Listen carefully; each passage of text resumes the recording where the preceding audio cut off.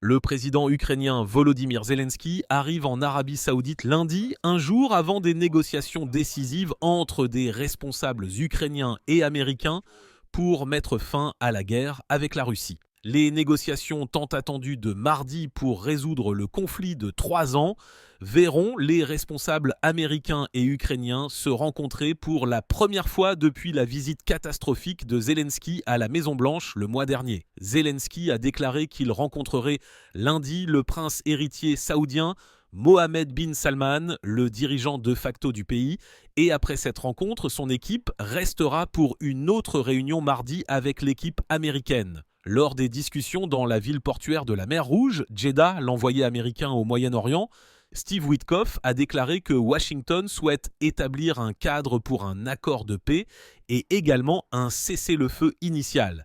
Zelensky a déclaré que l'Ukraine est entièrement engagée dans un dialogue constructif, mais souhaite que ses intérêts soient pris en compte de manière appropriée.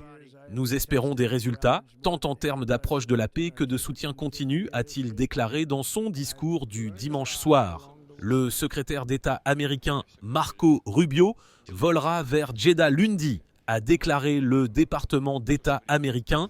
Mike Waltz, le conseiller à la sécurité nationale du président américain Donald Trump, a également confirmé sa participation. Zelensky a déclaré que ses négociateurs incluront le ministre des Affaires étrangères, Andriy Sybiga, et le ministre de la Défense Rustem Umerov, son chef de cabinet Andriy Yermak et Pavlo Palissa, un commandant militaire et adjoint de Yermak. Kiev est en contact constant avec l'équipe américaine, a déclaré Zelensky.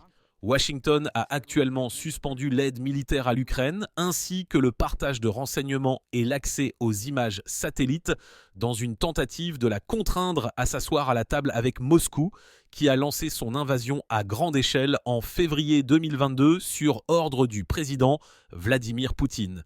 Trump a ravivé la communication avec Poutine et a critiqué Zelensky, augmentant les craintes à Kiev et parmi les alliés européens qu'il pourrait tenter de forcer l'Ukraine à accepter une solution favorable à la Russie. L'Arabie Saoudite, quant à elle, est devenue l'hôte de la diplomatie américaine avec la Russie et l'Ukraine.